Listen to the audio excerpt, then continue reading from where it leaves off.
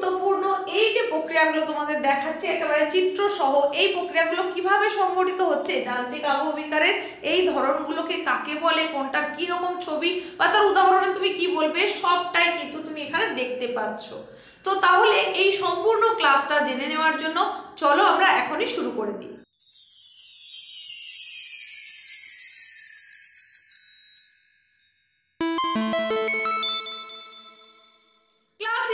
সকল প্রিয় ছাত্রছাত্রীরা, তোমাদের প্রত্যেককে জানাই এসপি ম্যাম ক্লাস এডুকেশন চ্যানেলে স্বাগত। তোমাদের জন্য আজ আরো একটা নতুন ক্লাস নিয়ে হাজির হয়ে গেলাম আমি, তোমাদেরই এসপি ম্যাম। আজকের ক্লাসে তোমাদের জন্য যে বিষয়টা নিয়ে চলে এসেছি সেটা হচ্ছে আবহবিকার, যার পার্ট 2 অংশটা আজকে থাকছে, কারণ এর আগেই পার্ট 1 আপলোড হয়ে গেছে। সেখানে এই যে আবহবিকার বা ওয়েদারিং, সেখানে আমরা মূলত যেটা দেখব সেটা হচ্ছে আবহবিকারের শ্রেণী বিভাগ। তো আবহবিকারের শ্রেণী বিভাগের মধ্যেও যেটা যান্ত্রিক আবহবিকার রয়েছে সেটাই হচ্ছে আজকের পার্টের আলোচ্য বিষয়। তো সেখানে আমরা নানান কিছু দেখব, যান্ত্রিক আবহবিকার কাকে বলে, তার বৈশিষ্ট্য কি, তার প্রক্রিয়াসমূহ সমস্তটা ডিটেলসে আলোচনা করব। চলো তাহলে শুরু করা যাক, একটু সময় নষ্ট না করে আমরা সরাসরি ক্লাসটা দেখে নিই। এখানে দেখো আমি তোমাদের দেখিয়েছি আবহবিকার মূলত 3 ধরনের হয়ে থাকে। তার প্রথমটার নাম কি, যান্ত্রিক আবহবিকার। সেকেন্ড, রাসায়নিক আবহবিকার। 3 নম্বর যেটা সেটা জৈব আবহবিকার বা জৈবিক আবহবিকার। তাহলে এই যে আবহবিকারের শ্রেণী বিভাগে আমরা দেখছি প্রথম যে ভাগটা সেটাকে বলা হলো যান্ত্রিক আবহবিকার। তো এই যান্ত্রিক আবহবিকারে মূলত যে কারণগুলো দায়ী থাকে সেটা হচ্ছে আবহাওয়াজনিত কারণ। তাহলে আবহাওয়াজনিত কারণ মানে সেখানে কি হতে পারে, হতে পারে সেটা বৃষ্টিপাত, হতে পারে উষ্ণতা, সেটা হতে পারে চাপ, বায়ুর চাপ, তাছাড়াও শিলাস্তরের চাপের পার্থক্যের কারণে হতে পারে, সেখানে লবণ কেলাস গঠন, বরফ কেলাস গঠন, এরকম নানান কারণের উপর নির্ভর করে এই আবহবিকারটা। আমরা পার্ট 1-এই পড়েছি আবহবিকারের সংজ্ঞা হিসাবে যে সেখানে শুধুমাত্র শিলাস্তরের চূর্ণ বিচূর্ণ হয়ে যাওয়াটাকেই আবহবিকার বলা হচ্ছে, তার কিন্তু স্থানান্তর হয় না।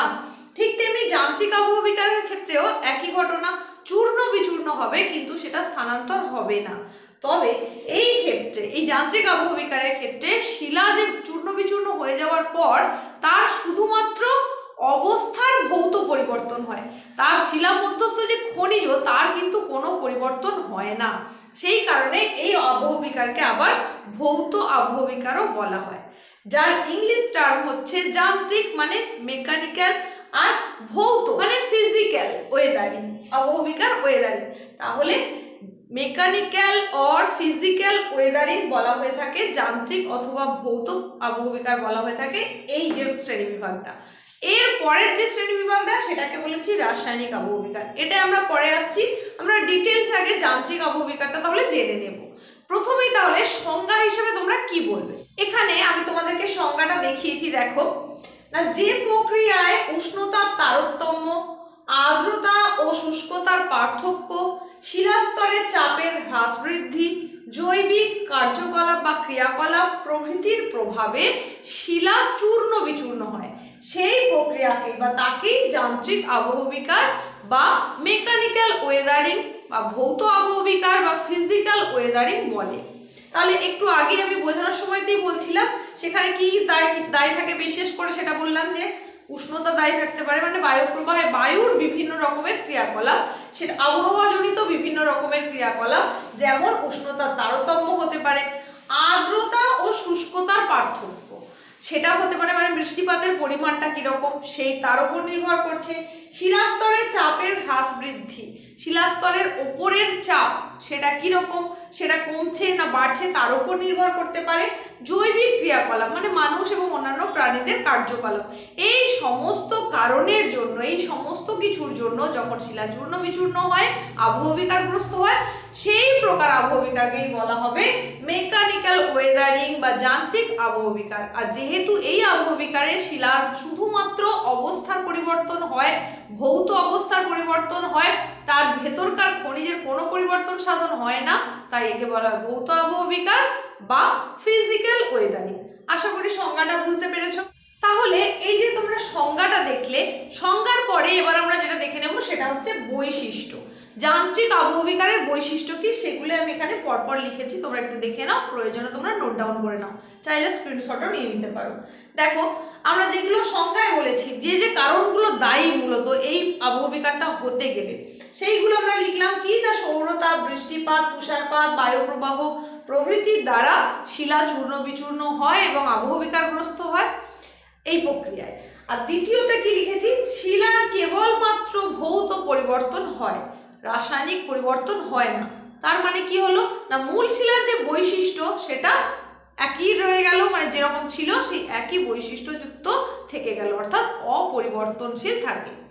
3 নম্বরে আমরা যেটা বলেছি, দেখো কোথায় এই আবহবিকার বেশি হয় সেটা এখানে বলেছি। উষ্ণ মরু ও শীতল জলবায়ু অঞ্চলে এই আবহবিকারের প্রভাব সবচেয়ে বেশি। তো এই লাস্ট পয়েন্টে যেটার কথা বললাম, উষ্ণ মরু ও শীতল জলবায়ু অঞ্চলে যান্ত্রিক আবহবিকারের প্রভাব সবচেয়ে বেশি, সেটা কেন বেশি আমরা যখন পরপর শ্রেণীগুলো পড়বো তখন সেটা আরো ক্লিয়ার হয়ে যাবে ধারণাটা। তো এই হচ্ছে যান্ত্রিক আবহবিকারের বৈশিষ্ট্য।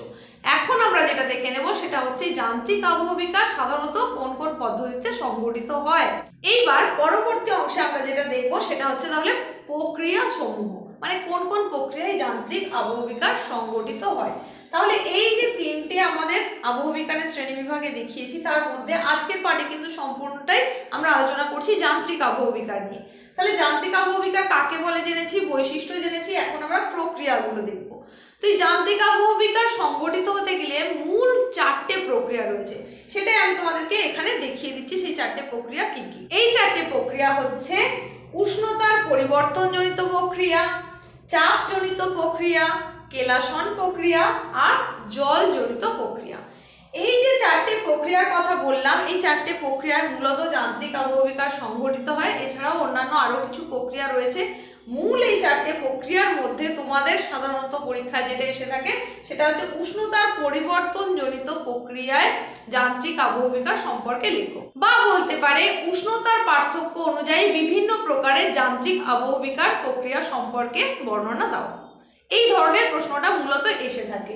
তো তাই এটা তোমাদের জন্য সব থেকে বেশি ইম্পর্টেন্ট, তাই খুব ভালো করে শুনে নিতে হবে। আর বাকিগুলো ইম্পর্টেন্ট, কিন্তু এটা মূলত এসে থাকে সাধারণত তোমাদের বিভিন্ন পরীক্ষার সময়।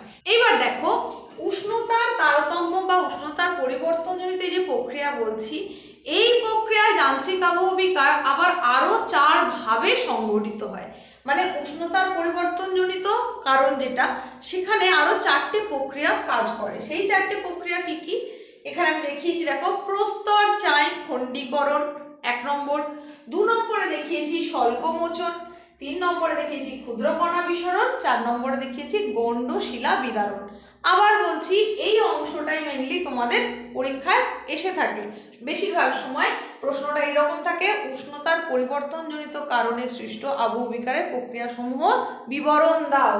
তাহলে সেক্ষেত্রে তোমাকে লিখতে হবে যে উষ্ণতার পরিবর্তনজনিত কারণে যান্ত্রিক আবহবিকারের প্রক্রিয়াগুলি হলো নিম্নরূপ।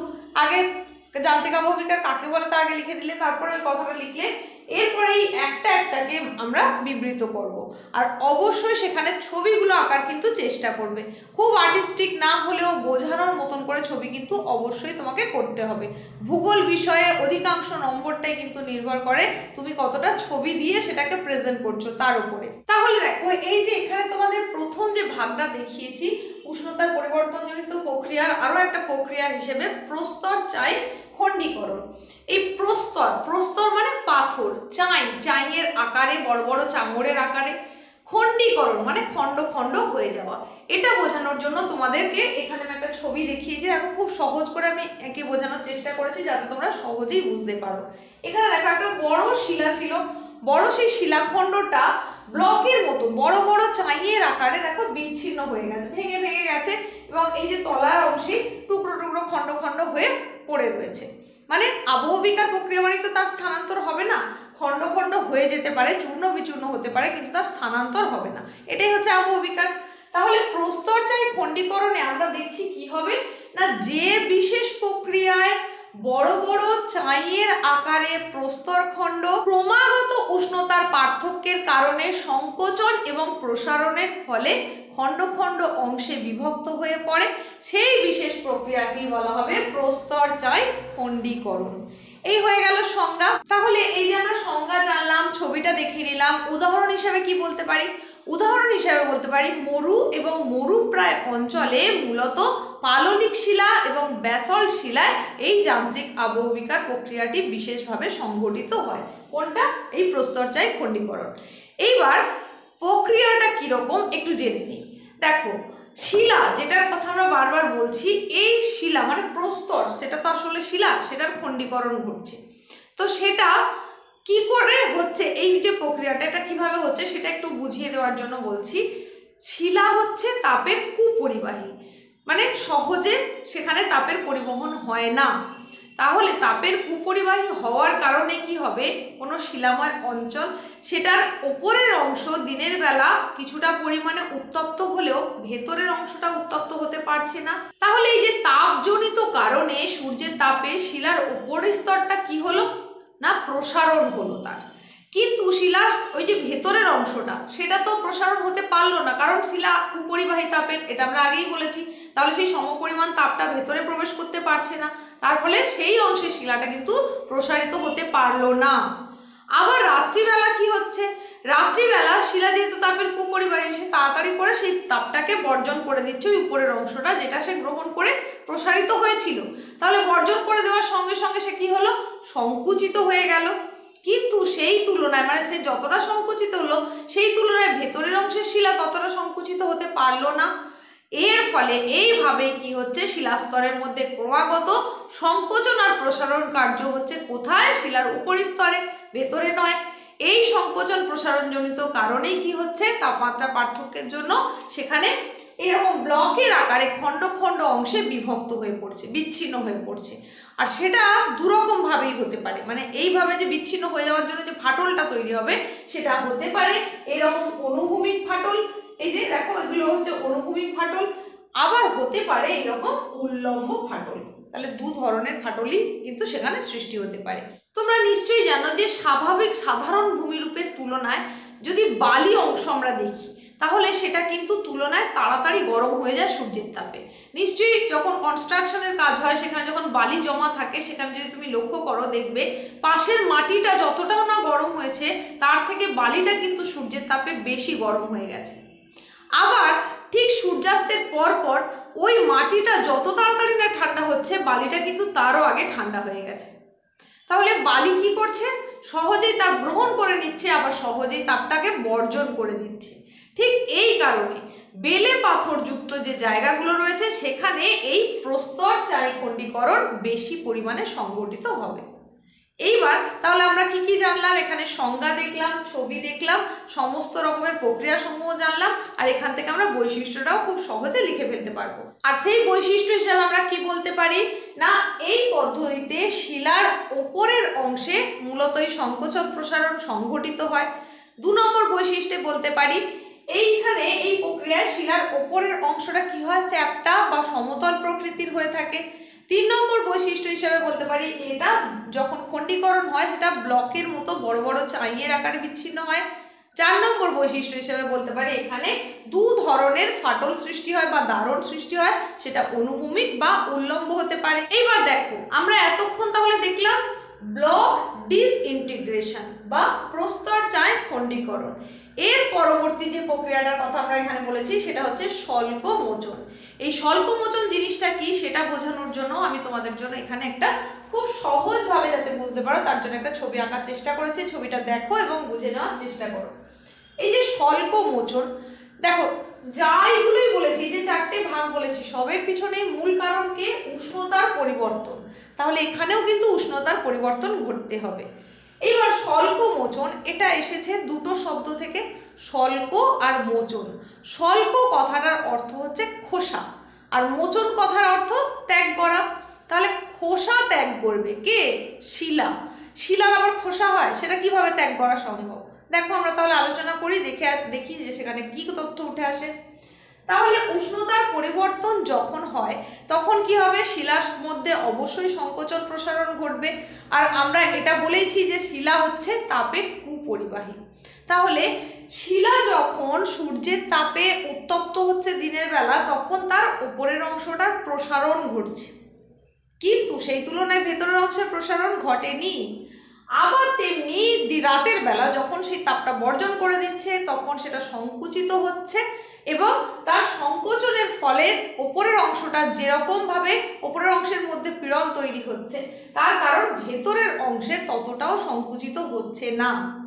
তাহলে এই যে ক্রমাগত সংকোচন এবং প্রসারণজনিত কারণে শিলার উপরিস্তরটা কি হয়, খোসার মতো খুলে খুলে যায়, ছেড়ে ছেড়ে যায়। তোমরা পেঁয়াজ দেখেছো, পেঁয়াজের মধ্যে যে তার গায়ে যেগুলো আমরা সাধারণত খোসা হিসেবে ফেলে দিই সেই অংশগুলো যেমন মোচন করা যায়, ত্যাগ করানো যায়, খুলে দেওয়া যায়, ঠিক তেমনি এই যে শিলাটা, এই শিলারও ওপরের অংশগুলো এইভাবে তাপের পরিবর্তনজনিত কারণে খোসার মতো খুলে খুলে যায়। দেখো এখানে আমি একটা ছবি আঁকার চেষ্টা করেছি। এই যে জায়গাটা, এখানে কি হলো, ফাটল বা দারণ সৃষ্টি হলো। পরবর্তীকালে এখান থেকে এই অংশগুলো আস্তে আস্তে খুলে খুলে যাবে। দেখো এটা আগে হয়েছে, এটা তারও আগে হয়েছে, এরকম অবশ্যই এটা সময় সাপেক্ষ। এবং এই যে খুলে খুলে যাওয়া, মোচন হওয়া, স্বল্প খোসা আর মোচন মানে ত্যাগ হওয়া, তাহলে শিলাস্তরের মধ্যে এই খোসাগুলো ত্যাগ করে দিচ্ছে। এই যে প্রক্রিয়াটা, এটাই হচ্ছে স্বল্প মোচন প্রক্রিয়া। তাহলে স্বল্প মোচনের সংজ্ঞা হিসেবে আমরা কি বলতে পারি না, যে যান্ত্রিক আবহবিকার প্রক্রিয়ায় শিলাস্তরের ওপরের উষ্ণতার হ্রাস বৃদ্ধির কারণে ওপরের অংশ পেঁয়াজের খোসার মতো বিচ্ছিন্ন হয়ে সেই স্থানেই পড়ে থাকে, সেই প্রক্রিয়াকেই বলা হবে স্বল্প মোচন প্রক্রিয়া। এই যে স্বল্প মোচন, এটা কি বললাম, পেঁয়াজের খোসার মতো, সেই কারণে একে আবার বলা হয়ে থাকে অনিয়ন ওয়েদারিং। পেঁয়াজের খোসার মতো খুলে যায় বলে একে অনিয়ন ওয়েদারিং বলা হলেও এটা আসলে হচ্ছে এর ইংলিশ যে টার্ম সেটা হচ্ছে এক্সফোলিয়েশন, স্বল্প মোচন বা এক্সফোলিয়েশন। আর যেহেতু পেঁয়াজের খোসার মতো খুলে যায় তাই একে বলা হয় অনিয়ন ওয়েদারিং। তাহলে এই হয়ে গেল সংজ্ঞা, ছবি তোমাদের এখানে দেখিয়ে দিয়েছি। উদাহরণ হিসেবে তোমরা কি বলবে না, উদাহরণ হিসেবে বলবে মূলত গ্রানাইট শিলায় এই ধরনের আবহবিকার সব থেকে বেশি সংঘটিত হয়। উদাহরণ হিসেবে তোমরা বলতে পারো তামিলনাড়ুর মহাবলীপুরমে গ্রানাইট জাতীয় যে বিশেষ গম্বুজটি গঠিত হয়েছে সেটা হচ্ছে এই প্রক্রিয়ার সৃষ্টি। পরবর্তী প্রক্রিয়াটা দেখে নাও কি আছে, ক্ষুদ্র কণা বিসরণ, যার ইংলিশ টার্ম হচ্ছে গ্রানুলার ডিসইন্টিগ্রেশন। এই ক্ষুদ্র কণা বিসরণ জিনিসটা দেখানোর আগে তোমাদেরকে ছবিটা দেখাই। দেখো এই ধরনের ছবিটা, এখানে তোমরা কি দেখছো, একটা বড় শিলা, সেটা টুকরো টুকরো খণ্ড খণ্ড হয়ে বিচ্ছিন্ন হয়ে গেছে। এবার কিভাবে হলো সেটা আমরা একটু জেনে নিই।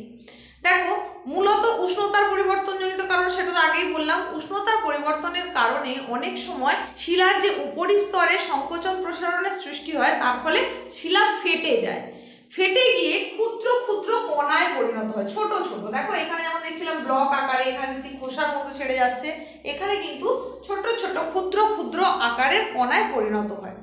আর এই যে প্রক্রিয়া, এটাকেই বলা হচ্ছে ক্ষুদ্র কণা বিসরণ বা গ্রানুলার ডিসইন্টিগ্রেশন। এটা কি হয়, অনেক সময় মরুভূমি অঞ্চলে রাতের বেলা গুলি ছোড়ার মতন শব্দ শুনতে পাওয়া যায়। বন্দুক থেকে গুলি ছুড়লে যেরকম শব্দ বেরোয় সেরকম শব্দ শোনা যায়। সেটা কিন্তু আসলে বা আদতে কিন্তু গুলি ছোড়ার শব্দ নয়, সেটা হচ্ছে ওই শিলার স্তর ফেটে যাওয়ার শব্দ। তাহলে মরু বা মরুপ্রায় অঞ্চলে যখন এইরকম শিলা উষ্ণতার পরিবর্তনের কারণে সংকোচন প্রসারণজনিত কারণে শিলা যখন ফেটে যায়, তখন সেটা ফেটে গিয়ে গুলি ছোড়ার মতো শব্দ উৎপন্ন করে এবং এরকম ক্ষুদ্র ক্ষুদ্র কণায় পরিণত হয়, তখন এই প্রক্রিয়াকে বলা হবে ক্ষুদ্র কণা বিসরণ। উদাহরণ হিসেবে বলতে পারা যাবে থর, সাহারা, কালাহারি প্রভৃতি মরুভূমিতে এই ধরনের ভূমিরূপ গড়ে ওঠে যান্ত্রিক আবহবিকার প্রক্রিয়া। এইবার উষ্ণতার পার্থক্যজনিত বা পরিবর্তনজনিত প্রক্রিয়ার 4 নম্বর যেটা আমরা বলেছিলাম সেটা হচ্ছে গণ্ডশিলা বিদারণ। এই গণ্ডশিলা বিদারণটা কি জিনিস এবার আমরা সেটাই জানবো। দেখো পাললিক শিলার স্তরের মধ্যে, মানে ক্ষুদ্র ক্ষুদ্র কণা দ্বারা গঠিত পাললিক শিলা, তার মধ্যে হঠাৎ করে যদি কোনো বোল্ডার জাতীয় শিলা থাকে, মানে শক্ত কঠিন শিলা থাকে, তাহলে কি হবে, পাললিক শিলাটা তো ক্ষয়প্রাপ্ত হয়ে যাবে, কিন্তু সেই বোল্ডারটা কি হবে, উন্মুক্ত হয়ে পড়বে ভূপৃষ্ঠে, তার কিছুটা অংশ উন্মুক্ত হয়ে পড়বে। সেই উন্মুক্ত অংশটা সূর্যের তাপে কিছুটা হলেও প্রসারিত হবে, আবার তাপ বর্জন করে সংকুচিত হবে। মানে ওই যে বোল্ডারটা, যার কিছুটা অংশ ভূপৃষ্ঠে উন্মুক্ত রয়েছে, সেটা ক্রমাগত সংকোচন প্রসারণের ফলে তার মধ্যে পীড়ন সৃষ্টি হবে এবং একসময় সেটা ভেঙে পড়বে। এই যে প্রক্রিয়া, এটাকেই বলা হচ্ছে গণ্ডশিলা বিদারণ। একটা ছোট্ট ছবির মাধ্যমে তোমাদের বোঝানোর চেষ্টা করি। দেখো এখানে একটা আমি ছবি এঁকে দেখিয়েছি। এই যে এখানটা দেখো, এই জায়গাটায় একটা গোটা, এটা একটা বোল্ডার ছিল, হয়েছে। আবার এই জায়গাতে একটা গোটা বোল্ডার ছিল, কিছুটা করে অংশ, মানে এই অংশটা উন্মুক্ত, এটা ভেতরে চাপা রয়েছে। তাহলে এই উন্মুক্ত অংশটা ক্রমাগত তাপে প্রসারণ হচ্ছে, আবার তাপ বর্জনের ফলে সংকোচন হচ্ছে, তার ফলে ওই অংশের মধ্যে একটা পীড়ন তৈরি হলো, এই উন্মুক্ত অংশটা তখন ভেঙে গেল বা বিচ্ছিন্ন হয়ে গেল। এই টোটাল প্রক্রিয়াকেই বলা হচ্ছে গণ্ডশিলা বিদারণ বা বোল্ডার ক্লিভিং। আর এর উদাহরণ হিসেবে তোমরা বলতে পারো অস্ট্রেলিয়ায় মাউন্ট ওলগায় এরকম গণ্ডশিলা বিদারণ যুক্ত প্রক্রিয়া লক্ষ্য করা যায়। তো এই হলো আমাদের টোটাল উষ্ণতার পরিবর্তন জনিত প্রক্রিয়া, যেটা যান্ত্রিক আবহবিকার প্রক্রিয়ার একটা অন্তর্গত প্রক্রিয়া। নেক্সট পার্টে যাওয়ার আগে বলি, তুমি যদি এসপি ম্যাম ক্লাস এডুকেশন চ্যানেলে প্রথম এসে থাকো, তাহলে এই ধরনের গুরুত্বপূর্ণ ক্লাসগুলো পেতে গেলে তোমাকে অবশ্যই এখনই চ্যানেলটাকে সাবস্ক্রাইব করতে হবে, আর পাশে থাকা নোটিফিকেশন বেল আইকনটাকে অবশ্যই অল করে দিতে হবে। তোমার যদি কিছু জানার বা জানানোর থাকে তাহলে সেটা কমেন্টে তুমি জানাতে পারো। আজকের এই ক্লাসটা ঠিক কেমন লাগছে সেটাও তুমি কমেন্টে জানাতে পারো। যদি ভালো লাগে তাহলে ছোট্ট একটা লাইক করে দিয়ে বন্ধুদের মধ্যে শেয়ার করে দিও, এইটুকুই তোমাদের কাছে আবদার। তো আমরা এখন চলে যাব পরবর্তী অংশে। এরপরে দেখো, উষ্ণতার পার্থক্য বা পরিবর্তনজনিত প্রক্রিয়া ছাড়াও তারপরে যে প্রক্রিয়া, সেখানে আমরা বলেছিলাম চাপজনিত প্রক্রিয়া। এই চাপজনিত প্রক্রিয়ায় যে যান্ত্রিক আবহবিকার সংঘটিত হয় তার আবার দুটো পদ্ধতি, একটা হচ্ছে সিটিং আর একটা স্প্যালিং। এই সিটিং আর স্প্যালিংটা কি জিনিস এবার সেটা দেখে নাও। দেখো, যখন কোনো শিলাস্তর তার ওপরে যদি বরফ থাকে বা শিলাচূর্ণ থাকে, সেইগুলো যদি কোনো প্রাকৃতিক শক্তির দ্বারা অপসারিত হয়ে যায়, তখন কি হবে, নিচের যে শিলাস্তরটা সে কি হবে, চাপ মুক্ত হবে, তার চাপ হ্রাস হবে। তখন সেই চাপ হ্রাসের ফলে সে কি করবে, আরো প্রসারিত হয়ে যাবে। ধরো তুমি স্পঞ্জ যদি ধরো, স্পঞ্জটাকে যখন আমরা চেপে ধরে থাকি তখন সেটা আসলে সংকুচিত হয়ে রয়েছে। এইবার যদি আমি এটা আলগা করে দিই তখন কি হবে, সেটা আরো প্রসারিত হয়ে যাবে। ঠিক তেমনি ওই যে চাপের কারণে, মানে বরফ শিলাচূর্ণের কারণে নিচের শিলাস্তরটা সংকুচিত হয়েছিল, এবার বরফ সরে গেছে বা শিলাচূর্ণ সরে গেছে প্রাকৃতিক শক্তির দ্বারা, তখন নিচের শিলাস্তরটা প্রসারিত হয়ে যাবে। এর ফলে কি হয়, অনুভূমিকভাবে ফাটল সৃষ্টি হয় ওই শিলার ভেতরের অংশের মধ্যে, আর সেই ফাটল বরাবর কি হয়, পাতলা পাতলা প্লেট বা সিটের আকারে সেটা বিচ্ছিন্ন হয়ে যায়। এই যে প্রক্রিয়াটা, এটাকেই বলা হচ্ছে সিটিং। তাহলে সিটিং এর মূল যে পদ্ধতিটা, সেখানে কি হবে, চাপের হ্রাস হতে হবে, ভার উন্মুক্ত হতে হবে, ভার মুক্ত হতে হবে। আর নেক্সট যেটা আমরা বলেছি স্প্যালিং, এটা হচ্ছে তার ঠিক উল্টোটা, মানে এখানে এসে আবার চাপের সংযোজন হবে। কোনো কারণে যদি শিলার ওপরে চাপ তৈরি হয়, কোনো কিছু এসে ভর যদি সেখানে যুক্ত হয়, তখন কি হবে, ভেতরের শিলাটা চাপযুক্ত হয়ে গেল, তার ফলে ভেতরের শিলার মধ্যে যে প্রচণ্ড চাপ তৈরি হচ্ছে তার কারণে শিলাটার বিভিন্ন কোনাকুনি অংশে সেটা ফাটল বা চিড় বা দারণ তৈরি হবে। তখন সেই প্রক্রিয়াটাকে বলা হবে স্প্যালিং। আর এর পরবর্তী যে প্রক্রিয়াটার কথা আমরা বলেছিলাম সেটা হচ্ছে কেলাসন প্রক্রিয়া। কেলাসন প্রক্রিয়াতেও আবার দুটো পদ্ধতি রয়েছে, সেই দুটো পদ্ধতি হচ্ছে একটা তুহিন খণ্ডীকরণ আর একটা হচ্ছে লবণ কেলাস গঠন। তুহিন অর্থাৎ তুষার বা বরফ। তাহলে তুহিন খণ্ডীকরণ মানে বরফের কারণে খণ্ডীকরণ হবে বা বিচ্ছিন্ন হবে বা খণ্ড খণ্ড অংশে পরিণত হবে। সেটা কি করে হবে, দেখো, কোনো অঞ্চলে যখন কি হলো, বৃষ্টি হলো, তাহলে সেই বৃষ্টির জলটা শিলার মধ্যে প্রবেশ করলো। এবার সেই এলাকাটা যদি শীতল পার্বত্য জলবায়ুযুক্ত অঞ্চল হয়, তাহলে কি হবে, ওই বৃষ্টির জলটা প্রচণ্ড ঠান্ডায় বরফে পরিণত হবে। আর আমরা জানি কি, জল যখন বরফে পরিণত হয় তখন সেটা আয়তনে বেড়ে যায়, এটা তোমরা দেখেছো।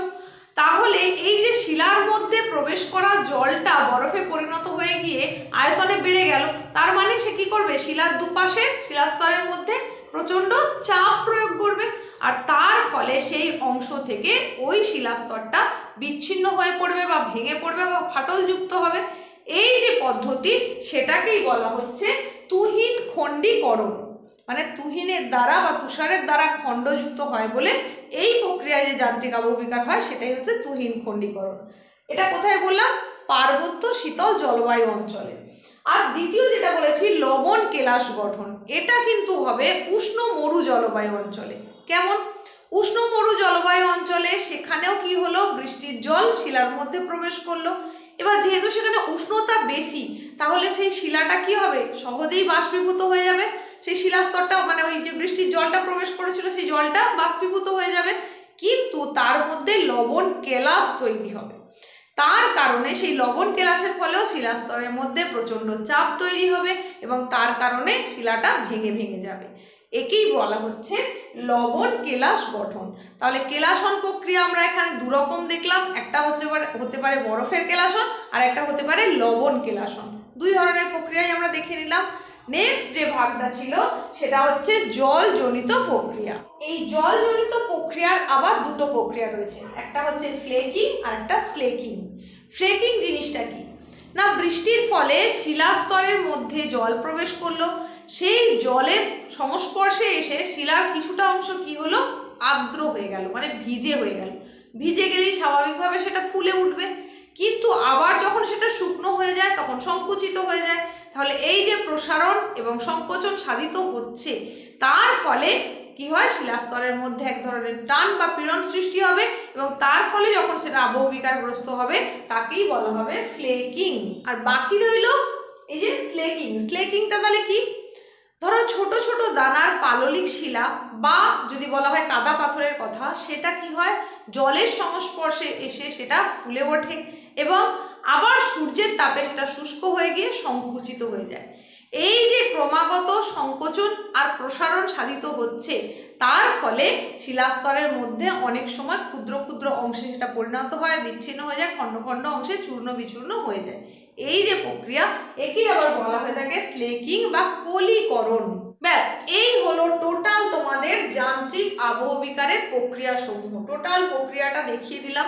এছাড়াও তোমাদের একেবারে যান্ত্রিক আবহবিকার বোঝানোর শুরুতেই বলেছিলাম অন্যান্য প্রক্রিয়া বলে, সেখানে একটা প্রক্রিয়া রয়েছে কলয়েড প্লাকিং, সেখানে রয়েছে রেনিং, উল্কাপাত, বুদবুদ জনিত আবহবিকার, এইরকম বিভিন্ন রকমের প্রক্রিয়া রয়েছে। তো সেইগুলোর ডিটেলসে আমরা আর যাচ্ছি না, কারণ তোমাদের মেন হচ্ছে এই অংশগুলোই রয়েছে। সব থেকে বেশি যেটা গুরুত্বপূর্ণ সেটা বললাম উষ্ণতার পরিবর্তনজনিত প্রক্রিয়া। তো আজকের ক্লাসে এইটুকুই ছিল তোমাদের জন্য। নেক্সট ক্লাসে অর্থাৎ নেক্সট পর্বে তোমাদের জন্য যে বিষয়টা থাকবে সেটা হচ্ছে রাসায়নিক আবহবিকার, মানে আবহবিকারের আরেকটা যে শ্রেণী বিভাগ রাসায়নিক আবহবিকার, আর তারই সঙ্গে সঙ্গে চেষ্টা করব জৈবিক আবহবিকারটাও দেখিয়ে দিতে। তাহলে এই পর্যন্তই ছিল আজকে তোমাদের জন্য ক্লাসটা কেমন লাগলো জানাতে কিন্তু একেবারেই ভুলবে না। কমেন্টে অবশ্যই জানিও কেমন লাগলো। প্রত্যেকে মন দিয়ে পড়াশোনা করো।